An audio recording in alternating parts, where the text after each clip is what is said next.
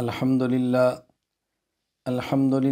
نحمده ونستعینه ونستغفره ونؤمن به ونتوکل علیہ ونعوذ باللہ من شرور انفسنا ومن سیئات اعمالنا من يهده اللہ فلا مضل له ومن يضلل فلا هادی له ونشهد ان لا الہ الا اللہ وحدہ لا شریک له ونشهد أن سيدنا ومولانا محمدا عبده ورسوله أما بعد فأعوذ بالله من الشيطان الرجيم بسم الله الرحمن الرحيم ما آتاكم الرسول فخذوه وما نهاكم عنه فانتهوا وقال رسول الله صلى الله عليه وسلم الراحمون يرحمهم الرحمن ارحموا من في الأرض يرحمكم من في السماء شجنة من فمن وصلها وصله النبي صلى الله عليه وسلم اللهم صل على محمد وعلى آل محمد كما صليت على إبراهيم وعلى آل إبراهيم إنك حميد مجيد اللهم بارك على محمد وعلى آل محمد كما باركت على إبراهيم وعلى آل إبراهيم إنك حميد مجيد۔ اللہ تعالیٰ کا بہت بڑا احسان ہے۔ اللہ تعالیٰ نے ہمیں انسان بنایا، مسلمان بنایا، حضور اکرم صلی اللہ علیہ وسلم کا امتی بنایا اور رسول اکرم صلی اللہ علیہ وسلم پر نازل ہونے والی وحی علم شریعت ہمیں پڑھنے کی توفیق عطا فرمائی۔ حضور اکرم صلی اللہ علیہ وسلم کی ذات گرامی، ذات مقدس، ذات مبارک ہمارے دین کی، ہمارے ایمان کی بنیاد ہے اور دنیا آخرت میں کامیابی کی ضمانت ہے۔ خوش قسمت وہ انسان ہے جس کو حضور اکرم صلی اللہ علیہ وسلم کے ارشادات، رسول اکرم صلی اللہ علیہ وسلم کے فرامین، رسول اکرم صلی اللہ علیہ وسلم کی واضح ہدایات پر عمل کرنے کی توفیق مل جائے۔ نبی کریم صلی اللہ علیہ وسلم کے ارشادات کو سننا، پھر اس کو سمجھنا، اس کو محفوظ رکھنا، اس کو اپنی زندگی میں لانا، آگے امت میں پہنچانا، یہ بہت بڑا نیک عمل ہے۔ اللہ مجھے آپ کو مرتے دم تک اس کی توفیق عطا فرمائے اور اللہ تعالی ہمارے اس عمل کو اپنے فضل سے، اپنے کرم سے اللہ تعالی قبول فرمائے۔ الحدیث المسلسل پر کئی مرتبہ میں گفتگو کر چکا ہوں۔ ابھی مجھ سے قبل مفتی شبیر احمد حنفی دامت برکاتہم، رئیس دارالافتاء مرکز اہل سنت والجماعت پاکستان نے کسی حد تک گفتگو فرما دی ہے۔ میں آج کی مجلس میں سب سے پہلے الحدیث المسلسل بالاولیت تلاوت کرتا ہوں، جو کہ میں نے خطبے میں تلاوت کی ہے، تاکہ اجازت حدیث لینے والے اور مرث حدیث کا سبق پڑھنے والے علماء کرام، طلباء اعظام پہلی حدیث جو مجھ سے سنیں الحدیث المسلسل بالاولیت کو سنیں۔ اس کے بعد انشاءاللہ العزیز میں الحدیث المسلسل بیوم العید کی تلاوت کر کے آپ تمام احباب کو اجازت دوں گا۔ پہلے یہ بات بتائی جا چکی ہے کہ باضابطہ اجازت ان حضرات کو ہے جنہوں نے دورہ حدیث کر لیا ہے یا اس سال دورہ حدیث کر رہے ہیں۔ حضور اکرم صلی اللہ علیہ وسلم نے ارشاد فرمایا، الراحمون یرحمہم الرحمن ارحموا من فی الارض یرحمکم من فی السماء الرحم شجنۃ من الرحمن فمن وصلها وصلہ اللہ ومن قطعها قطعہ اللہ۔ یہ روایت سنن ترمذی میں موجود ہے۔ ابواب البر والصلہ الرسول اللہ صلی اللہ علیہ وسلم باب ما جاء فی رحمت المسلمین۔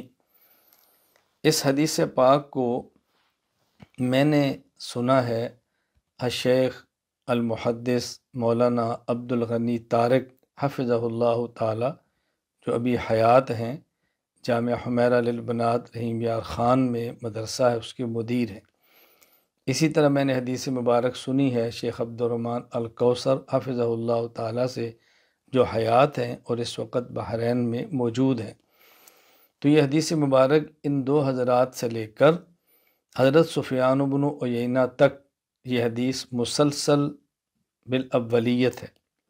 الحدیث المسلسل بالاولیت کا مطلب کیا ہے کہ مجھ سے لے کر سفیان بن عیینہ تک ہر استاذ یہ کہے گا کہ میں نے اپنے استاد سے جو سب سے پہلے حدیث سنی وہ یہ ہے، یعنی میں جب یہ حدیث بیان کروں گا، مثلا میں آپ کی خدمت میں کہتا ہوں کہ حدثنا الشیخ عبد الغنی یا حدثنا الشیخ عبد الرحمن الکوثر، تو ساتھ یہ کہوں گا ھذا اول حدیث سمعتہ منہ، یہ پہلی وہ حدیث ہے جو میں نے ان سے سنی ہے۔ یہ معنی ہوتا ہے الحدیث المسلسل بالاولیت۔ اور یہ حدیث مبارک ان دو حضرات محدثین سے لے کر سفیان بن عیینہ تک یہ حدیث المسلسل بالاولیت ہے، یعنی سفیان بن عیینہ تک ہر محدث نے اپنے استاد سے یہ پہلی حدیث سنی ہے۔ سفیان بن عیینہ کے جو استاذ ہیں جن نے ان سے حدیث مبارک پڑھی ہے، حضرت عبداللہ بن عمر بن عاص رضی اللہ عنہ کے غلام ابو قابوس ہیں، اور ان کے شیخ حضرت عبداللہ بن عمر بن عاص ہیں رضی اللہ تعالیٰ عنہ، اور یہ حضرت عبداللہ بن عمر بن عاص نے حدیث پاک سنی ہے رسول اکرم صلی اللہ علیہ وسلم سے۔ لیکن ابو قابوس نے یہ پہلی حدیث نہیں جو عبداللہ بن عمر بن عاص سے سنی، اور حضرت عبداللہ بن عمر بن عاص نے یہ پہلی حدیث نہیں جو رسول اللہ صلی اللہ علیہ وسلم سے سنی۔ تو یہ الحدیث المسلسل بالاولیت یہ سفیان بن عیینہ تک ہے، آگے اس کے انقطاع ہے۔ تو رسول اکرم صلی اللہ علیہ وسلم فرماتے ہیں الراحمون یرحمہم الرحمن، جو لوگ کسی پر شفقت کرتے ہیں، کسی پر رحمت کرتے ہیں، رحم کرتے ہیں، ترس کھاتے ہیں، اللہ تعالیٰ ان پر شفقت فرماتا ہے۔ ارحموا من فی الارض یرحمکم من فی السماء، جب رحم کرنے والے پر اللہ تعالیٰ رحم کرتے ہیں تو پھر اللہ کے نبی نے فرمایا کہ تم رحم کیا کرو ان پر جو زمین میں رہتے ہیں، تم پر وہ رحم کرے گا جس کی عظمتیں آسمانوں میں بھی ہیں، جس کی رفعتیں آسمانوں میں بھی ہیں، جس کی عزت اور جلال آسمانوں میں بھی ہے، جس کی حکومت و بادشاہت آسمانوں میں بھی ہے۔ الرحم شجنۃ من الرحمن، آگے آپ نے کس طرح بات سمجھائی ہے، آپ نے فرمایا الرحم یعنی ماں کے پیٹ کا وہ حصہ جہاں پر چھوٹا بچہ پرورش پاتا ہے، پانی کے قطرے سے بچے کو وجود آہستہ آہستہ ملتا ہے، اس پیٹ کے حصے کا نام ہے الرحم۔ آپ نے فرمایا الرحم کا جو لفظ ہے یہ اللہ کی صفت الرحمن، اللہ کا جو صفتی نام ہے الرحمن، الرحم یہ الرحمن سے نکلا ہے، یہ نہیں کہ وہ گوشت کا ٹکڑا الرحمن سے نکلا ہے، لفظ الرحم یہ مشتق ہے، یہ نکلا الرحمن سے۔ اللہ اکبر۔ آگے فرمائے فمن وصلھا وصلہ اللہ،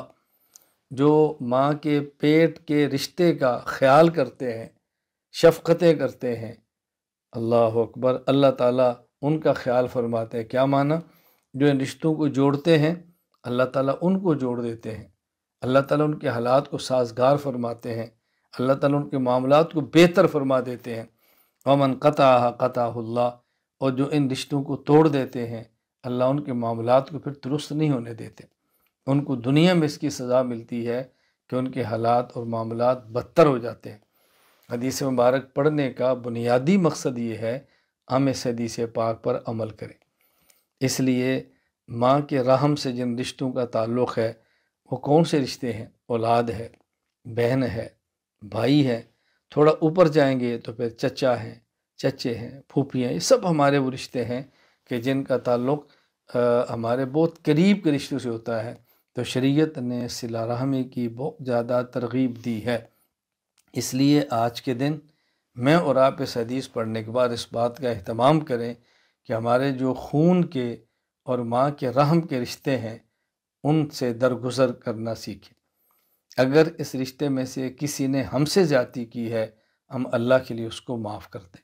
اور اگر ہم نے کسی سے زیادتی کی ہے ہم اللہ کے لیے اس سے معافی مانگ اور اس کو راضی کر لیں، تو حدیث پاک پر عمل مقصود ہونا چاہیے، صرف پڑھنا اور پڑھانا مقصود نہیں ہے۔ یہ تو الحدیث المسلسل بالاولیت ہے۔ آگے الحدیث المسلسل بیوم العید، یعنی یہ حدیث پاک وہ ہے کہ جو میں نے عید کے دن الشیخ عبدالرحمن الکوثر حفظہ اللہ سے سنی ہے، اور یہ حدیث پاک وہ ہے جو میں نے الشیخ عبدالغنی طارق حفظہ اللہ سے عید کے روز سنی ہے، اور مجھ سے لے کر آگے حضرت عبداللہ بن عباس رضی اللہ تعالی عنہما تک تمام حضرات نے اپنے شیخ سے یہ حدیث عید کے دن سنی ہے۔ کتنا خوش قسمت اور کتنا سعادت مند وہ شخص ہے جس کو عبداللہ بن عباس کہتے ہیں رضی اللہ تعالی عنہما، رسول اکرم صلی اللہ علیہ وسلم کے چچا کے بیٹے، پیغمبر پاک کے صحابی اور رسول اکرم صلی اللہ علیہ وسلم کے شاگرد ہیں، اور کتنا اعزاز ہے کہ انہوں نے براہ راست نبی کریم صلی اللہ علیہ وسلم کی مبارک زبان سے یہ الفاظ سنے ہیں۔ تو یہ مولانا عبدالغنی طارق صاحب اور مولانا عبدالرحمن الکوثر سے لے کر عبداللہ بن عباس رضی اللہ تعالی عنہما تک یہ حدیث المسلسل بیوم العید ہے۔ سبحان اللہ۔ آخر کے اوپر کے میں 4-5 راویوں کا ذکر کر دیتا ہوں۔ حضرت احمد بن محمد ابن اخت سلیمان بن حرب یہ فرماتے ہیں اخبرنا سفیان الثوری سماعا فی یوم عید الفطر، اور حضرت سفیان بن ثوری فرماتے ہیں اخبرنا ابن جریج سماعا فی یوم عید الفطر، اور حضرت ابن جریج فرماتے ہیں اخبرنا عطا بن ابی رباح سماعا فی یوم عید الفطر، اور حضرت عطا بن ابی رباح فرماتے ہیں اخبرنا ابن عباس رضی اللہ تعالی عنہما۔ کہیں یوم الفطر آئے گا، کہیں یوم الاضحیٰ آئے گا، کہ یوم الفطر آئے گا کہ یوم الاضحیٰ آئے گا، اس لیے ہم اس حدیث پاک کو الحدیث المسلسل فی یوم العید تو کہتے ہیں، عید الفطر عید الاضحیٰ نہیں کہتے۔ اس کی بنیادی وجہ حضرت عبداللہ بن عباس رضی اللہ تعالیٰ عنہ فرماتے ہیں شہدت مع رسول اللہ صلی اللہ علیہ وسلم یوم فطر او اضحیٰ، دیکھیں یہاں او کا لفظ ہے نا، عید الفطر تھی یا عید الاضحیٰ تھی۔ شہدت مع رسول اللہ صلی اللہ علیہ وسلم یوم فطر او اضحیٰ، میں نبی پاک صلی اللہ علیہ وسلم کی خدمت میں حاضر تھا، عید الفطر کا دن تھا یا عید الاضحیٰ کا دن تھا۔ فلما فرغ من الصلاة اقبل علینا بوجہہ، رسول اکرم صلی اللہ علیہ وسلم نے ہمیں عید کی نماز پڑھائی، اور عید کی نماز پڑھانے کے بعد آپ نے مقتدیوں کی طرف ہماری طرف متوجہ ہوئے۔ اللہ اکبر، کس قدر سعادت ہے صحابہ کرام کی کہ جن کو نماز پڑھانے والے رسول اکرم صلی اللہ علیہ وسلم، اور کس قدر سعادت ہے ان کی کہ نماز پڑھا کے رسول اکرم صلی اللہ علیہ وسلم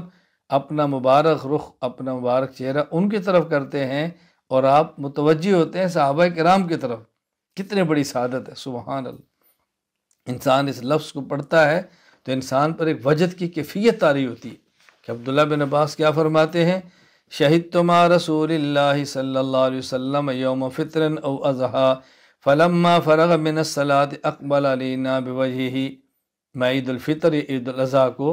رسول اکرم صلی اللہ علیہ وسلم خدمت میں حاضر تھا، جب آپ نماز سے فارغ ہوئے تو آپ ہماری طرف متوجہ ہوئے۔ اللہ اکبر، اور کیا فرمایا یا ایہا الناس انکم قد اصبتم خیرا فمن احب ان ینصرف فلینصرف ومن احب ان یقیم للخطبۃ فلیقم، او کما قال، اے لوگو تم نے بہت اچھا کام کیا ہے، عید کی نماز پڑھی ہے، بہت اچھا کام کیا ہے۔ اب عید کے بعد کوئی جس کا ضروری کام ہے جانا چاہتا ہے تو چلا جائے،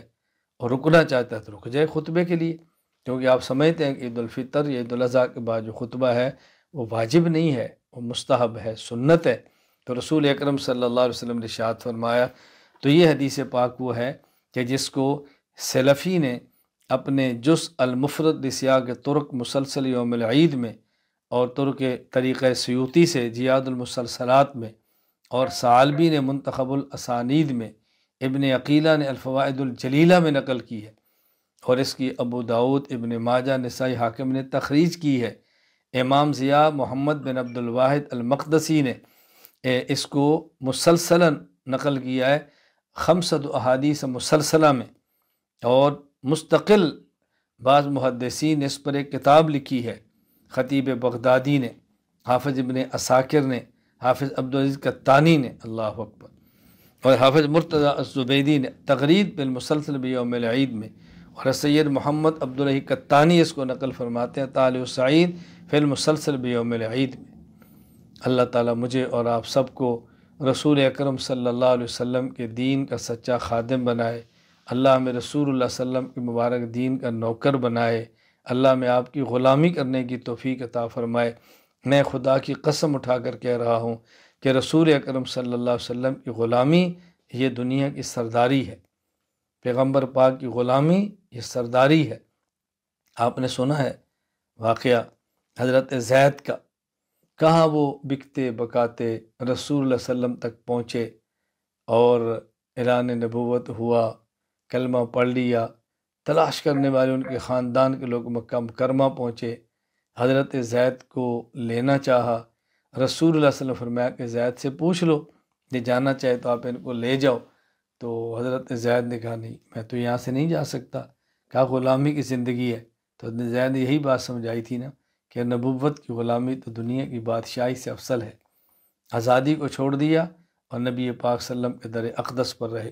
سعادت مند ہیں وہ لوگ جن کو اللہ نبی پاک صلی اللہ علیہ وسلم کی غلامی کی توفیق عطا فرمائے۔ میں تمام علماء کرام سے،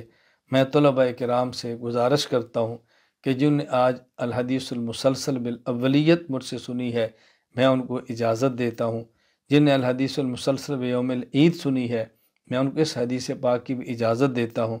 اور آئندہ بھی انشاءاللہ میری خواہش ہے جو میرے پاس مسلسلات موجود ہیں کسی مجلس میں، تمام کی آپ کو اجازت دے دوں اور آپ اس کو پڑھیں اور بیان فرمائیں۔ لیکن یہ گزارش کروں گا بس عمل کی نیت کریں،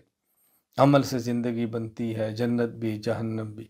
بس یہ عمل سے زندگی بنتی ہے۔ ہم اپنی عملی زندگی کو درست کریں، ہمارے چہرے سے نظر آئے یہ حدیث کا طالب علم ہے، ہمارے لباس سے نظر آئے یہ حدیث کا طالب علم ہے، ہمارے اٹھنے اور بیٹھنے سمجھ آئے یہ حدیث کا طالب علم ہے۔ اور ایک عالم جو نبوت کا وارث ہے اس کے معاملات یہ بتائیں کہ یہ پیغمبر پاک صلی اللہ علیہ وسلم کا وارث ہے، تو ہم نے نبی پاک صلی اللہ علیہ وسلم کی وراثت کو لینا ہے۔ اس میں علم ہے، حلم ہے، عمل ہے، اخلاق ہیں، شجاعت، سخاوت، مروت اور غیرت ایمانی، یہ سب ایک عالم کی شان کے لائق ہے۔ عالم کو اپنی عالمانہ شان سے جینا چاہیے، عالم کو اپنی عالمانہ شان سے جینا چاہیے۔ عالم جاہلانہ طرز پر زندگی گزارے یہ کسی عالم کو زیب نہیں دیتا۔ اللہ تعالیٰ مجھے بھی اور آپ کو بھی عمل کرنے کی توفیق عطا فرمائے۔ وصلی اللہ تعالی علی خیر خلقہ سیدنا نبینا محمد وعلی آلہ وصحبہ اجمعین، الحمد للہ رب العالمین۔ السلام علیکم ورحمۃ اللہ وبرکاتہ۔